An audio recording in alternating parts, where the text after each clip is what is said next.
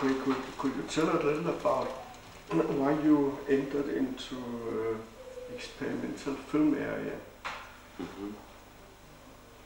And do you use the term experimental yourself?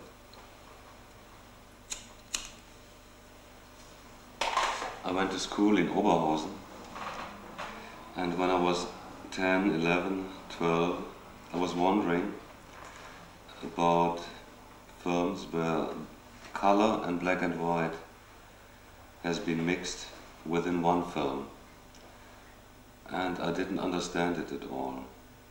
How could the same scene be black and white in color? And when I was much younger, when I was 4 years old,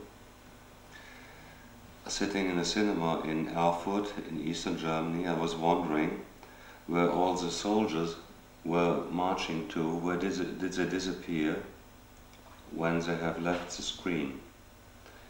And in a way, those questions, what is the media doing to me and how does it articulate, kept standing for all my work up till now. So, in a way, I'm asking myself, what are the possibilities for articulation? And the answers I could give are, as well as they are in the tradition of cinema, some people say, because I come to different solutions, they possibly say they are experimental. But what does experimental mean? Experimental just means that one isn't satisfied with the solutions the commercial cinema doesn't give up till now. And that means, where are the most commercial films made? And they are done with the public relation films, with the music videos. And one is astonished that those most advanced technological approaches towards the medium are, in a way, the most experimental, in a sense. But experimental means, for most of the audience or the TV or to the spectators, in a way, that one is saying that forms are used which are very new, and that the people aren't yet used to it to understand the content underneath. That's in a way the reason why I don't like that much the word experimental. And you're not referring to your film as experimental at all.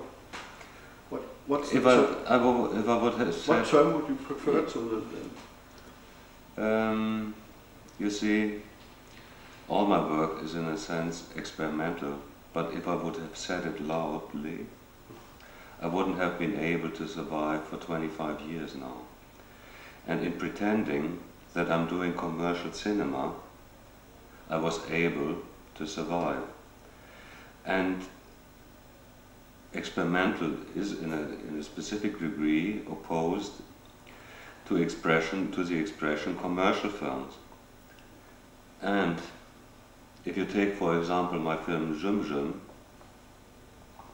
which I made in '67 with a budget of 200-300 D-marks, just covering the material. And if I look at it today, when it has got me like 400,000 D-mark, it's in a way much more of a percentage that vom Winde verweht. What's the English title? Wind has gone? No. Yeah. Gone with the Wind. Gone with the Wind has brought to the commercial producers.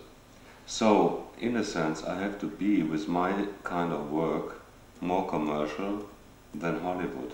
Mm-hmm. And to a certain degree, I have been much more successful than Hollywood production.